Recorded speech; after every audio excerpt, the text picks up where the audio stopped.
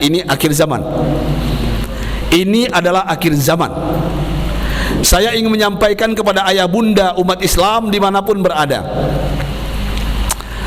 asyaddul bala al ulama al anbiya, summal aulia, summal ulama. Simak dengan iman.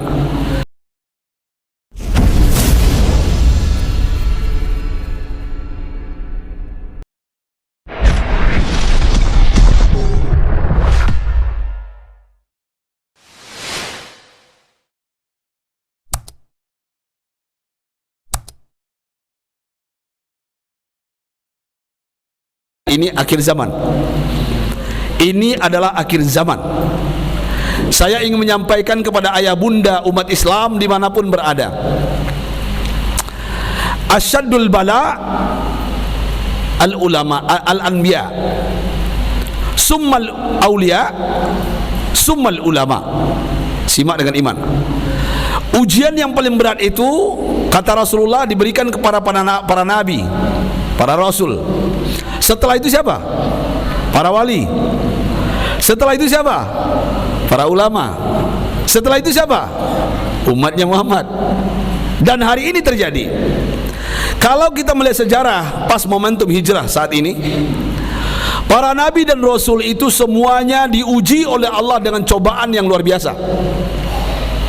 Bahkan nyawa kematian pun bahkan dibunuh demi memperjuangkan yang hak. Ya, tauhid ini mengesahkan Allah, mengatakan Allah itu tidak dua, tidak tiga.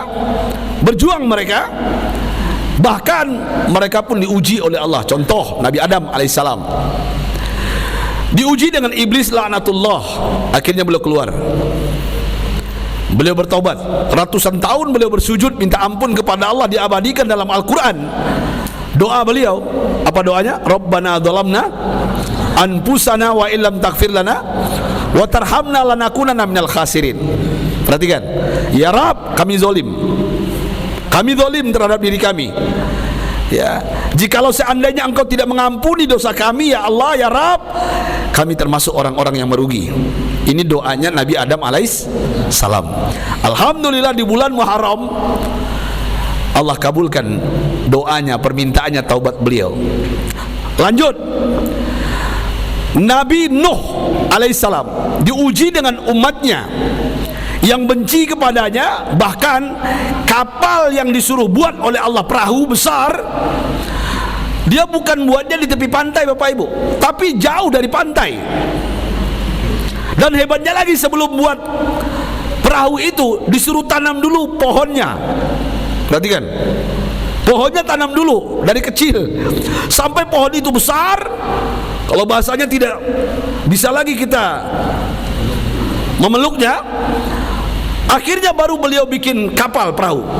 Dan ketika kapal perahu ini beliau bikin, beliau buat, ujiannya umatnya bahkan memberikan kotoran, membuang tainya, beraknya di perahu itu. Itu cobaannya luar biasa, tapi Allah memberikan kekuatan kepada beliau, ya, sampai ada kepala kampung yang ingin pun berak di situ. Ini kisah nyata Bapak Ibu, ya. Terpleset dia, jatuh dia. Kalau bahasa kita terkilir pinggangnya, dibawa pulang. Ya, nggak jadi dia buang kotoran. Tapi ternyata apa yang terjadi? Obatnya apa? Obatnya apa? Kotoran itu. Ya, akhirnya semua umat yang buang kotorannya mengambil kotorannya kembali untuk obat. Bersih kembali perahunya. Dan ketika itu datang banjir bandang. Diuji lagi dengan anaknya Kan'an yang tidak mau ikut dengan dia walaupun dipanggil, ya bunayya arkam ma'ana, ikut bersama kami, wahai anakku, ikut dengan agama tauhid ini. Anaknya nggak mau. Sampai anaknya mengatakan, saya akan mencari gunung yang tinggi, ya, ya'simuni minal ma', maka jauh dari air ini. Tapi ternyata Allah berbicara lain, sampai beliau meneteskan air mata dan Allah mengatakan, ya, innahu laisa min ahlik, sesungguhnya Kan'an bukan keturunanmu, bukan keluargamu. Kenapa? Berbeda akidah denganmu. Artinya apa? Walaupun darah daging kita, tapi kalau sudah berbeda akidah tauhidnya, maka bukan lagi keluarga kita. Artinya apa?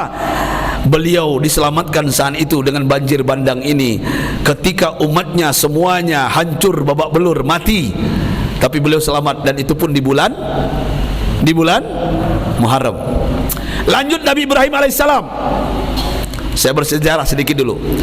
Nabi Ibrahim alaihissalam diuji oleh Allah dengan seorang rezim, presiden, raja yang zalim, namanya Namruz. Ya, namanya Namruz, yang menyembah berhala patung. Ya, sampai siapa yang tidak menyembah berhala patung, dia marah. Dan kita tidak menyangka ini ujian bagi Nabi Ibrahim. Bapak kandungnya yang bernama Azar adalah tukang pembuat patungnya, berhalanya Namruz.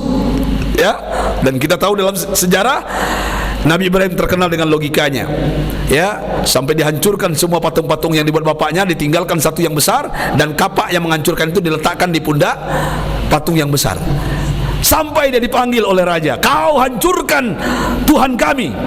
Apa jawabannya? Siapa bilang saya menghancurkan? Siapa yang bilang saya menghancurkan? Gak mungkin saya menghancurkan. Itu bapakmu yang ngomong. Enggak. Buktinya apa? Masih ada patung yang besar. Itu ada kampak di badannya. Kalau nggak percaya, Tuan, hei raja, tanya sama patung yang besar itu, siapa yang menghancurkan semua ini? Kamu gila Ibrahim, mana mungkin patung bisa berbicara? Dibalik oleh beliau, kenapa engkau sembah kalau nggak bisa bicara? Begitulah logikanya Ibrahim ingin menjatuhkan seorang raja yang besar, seorang presiden yang hebat, tapi ternyata karena dia murka, dia marah, merasa terhina, dibakar. Nabi Ibrahim selama 40 hari 40 malam dibakar dengan kayu bakar yang besar. Anggaplah mungkin kayu bakar yang besar-besar itu dikumpulkan, beliau dilempar ke dalam dengan cara dipanah sampai di tengah api. Beliau ternyata menikmati makanan lezat dari pohon-pohon yang kebakar itu. Ternyata ada buah-buah yang dilahirkan oleh Allah dengan kekuasaan Allah, sampai diabadikan dalam Al-Quran. Ada ayat Al-Quran, ya narukuni bardan wasalaman ala Ibrahim, wahai api, jadilah engkau dingin sejuk dan selamatkan Nabi Ibrahim. Artinya apa? Dan beliau terbebas dari kobaran api ini ternyata di bulan Muharram. Kita lanjut ke Nabi Ayub. Nabi Ayub alaihissalam, seorang nabi yang penyakitnya menahun, penyakitnya panjang, ujiannya hebat lagi. Ya, bahkan dia terhina dengan penyakitnya itu. Umatnya menjauh darinya, bahkan istrinya diberi penyakit oleh Allah. Ayah bunda bapak ibu, penyakitnya apa? Sangat menyakitkan, mengerikan. Ya, di tubuhnya semuanya ada binatang, belatung, binatang semua badannya itu. Bahkan beliau mencintai penyakitnya, bahkan beliau menikmati penyakitnya. Kalau ada belatung yang jatuh dari kepala, diambilnya, diletakkan lagi di kepala itu. Dan beliau hanya minta kepada Allah, tolong lidahku dan hatiku jangan kena penyakit, biar aku tetap berzikir kepadamu ya Rabb. Itu permintaan Nabi Ayub. Tapi istrinya nggak tahan, istrinya pergi, istrinya meninggalkannya, sampai beliau bersumpah, Nabi Ayub, apabila aku sembuh maka engkau akan aku hukum dengan 100 cambukan. Kekuasaan Allah berbicara. Ujian ini bertubi-tubi datang kepada para nabi dan rasul. Apa yang terjadi bunda ayah? Ternyata di bulan Muharram beliau disembuhkan penyakitnya oleh Allah. Alhamdulillah. Saya nggak mau cerita panjang ini. Lanjut, Nabi Musa alaihissalam. Nabi Musa yang miskin hidupnya, yang hanya sebagai pengembala domba dan kambing. Nabi Musa anak angkat daripada seorang raja yang zalim juga, yang bernama Fir'aun, yang benci dengan anak laki-laki, yang lahir laki-laki bunuh semuanya. Ternyata ada satu yang tidak bisa dibunuh, yaitu Nabi Musa, dihanyutkan oleh emaknya di sungai Nil. Dan ternyata sampai di depan rumah kerajaan, rumah istana presiden saat itu, diambil oleh istrinya, dipelihara, diangkat. Anaknya comel, ganteng, gagah. Akhirnya apa? Anak itu yang membinasakan seorang presiden raja ini. Ya, beliau dengan umatnya dikejar, bala tentara Fir'aun ingin membunuhnya. Perhatikan ayah bunda, begitu hinanya saat itu Nabi Musa yang tidak punya apa-apa melawan superpower, bahkan dia mengaku dirinya Fir'aun Tuhan. Perhatikan Pak, dalam Al-Quran itu Surah An-Nazi'at kalau nggak salah, di situ dibicarakan bahwasanya Fir'aun mengatakan apa? Ana rabbukumul a'la, aku Tuhan yang paling tinggi. Siapa yang tidak menyembahku, aku gulai. Di antara yang digulainya siapa? Masyitah dan keluarganya. Itu kisah nyata, Pak. Itu bukan cerita jin dan jun tuyul dan bakyul, bukan cerita ku menangis Indosiar, ibu-ibu. Kisah nyata. Artinya apa? Ketika bala tentara ini mengejar di Laut Merah dengan kekuasaan Allah, dibelah laut itu sampai di seberang Nabi Musa dan umatnya. Ketika Fir'aun dan bala tentara di tengah-tengah, Allah apit kembali laut itu, mati dia. Diabadikan dalam Al-Quran Fir'aun jasadnya sampai hari ini, Pak. Wa nunajjika bibadadika, kami selamatkan jasadmu Fir'aun. Untuk apa? Untuk ibrah pelajaran bagi para presiden, para raja, orang-orang angkuh yang akan memimpin dunia. Tapi ternyata nggak ada yang mengambil ibrah pelajaran. Dan itu beliau diselamatkan Nabi Musa di bulan Muharram. Lanjut Nabi Yusuf alaihissalam. Nabi Yusuf kita tahu beliau seorang nabi yang paling ganteng. Setiap perempuan yang melihatnya, apalagi janda, tertarik dengannya. Dipotong-potong jari-jarinya karena tertegun melihat wajahnya. Dikasih pisau dan buah. Ya, kalau bahasa kita apel gitu ya, buah. Ketika Nabi Yusuf disuruh keluar oleh Zulaikha, seorang istri raja, ya, melihat Nabi Yusuf terkesima, tangan tersayat, darah bercucuran, nggak terasa. Saya mau tanya ibu-ibu, ketika saya melihat wajah saya, ada yang lupa diri nggak? Nggak ada, berarti wajah saya pas-pasan. Nabi Yusuf alaihissalam ganteng orangnya. Ternyata gara-gara fitnah wanita dia dipenjara, dimasukkan penjara. Tahukah ayah bunda kapan dia bebas? Di bulan Muharram. Alhamdulillah. Nabi kita besar Muhammad sallallahu alaihi wasallam, beliau hijrah. Beliau sudah tidak mampu saat itu untuk berdakwah di Mekah. Nyawa beliau hampir hilang. Digantikan oleh Ali bin Abi Thalib, sepupu beliau, yang akhirnya menjadi menantu beliau, dengan Fatimah Az-Zahra anak beliau, yang akhirnya menjadi khalifah yang keempat. Beliau pengen hijrah ke Madinah. Saat itu beliau mau dibantai, dibunuh, Pak. Yang pengen membunuhnya paman beliau sendiri. Tapi dengan kekuasaan Allah beliau berhasil, ya, hijrah ke Madinah, dan itu pun di saat bulan Muharram. Saya bercerita ini apa? Kita orang Islam semakin tinggi derajatnya, ujiannya semakin berat, Pak. Makanya ada ungkapan, tulis di wall Facebook, silakan. Orang kerdil suka bikin masalah. Orang bodoh suka membesar-besarkan masalah. Orang biasa suka membicarakan masalah. Tapi orang kreatif cari peluang dari masalah. Ini yang banyak sekarang.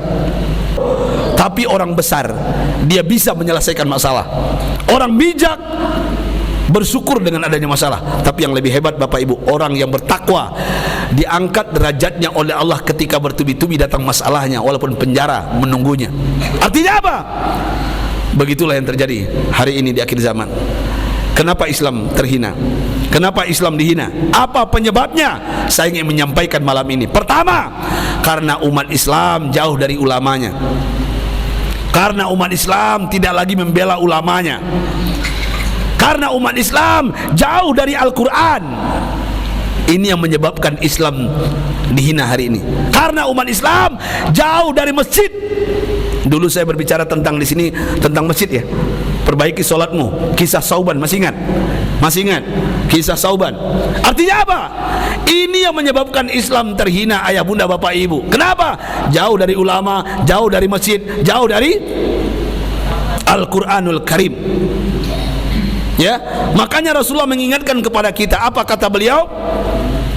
Sayati ala ummati zaman.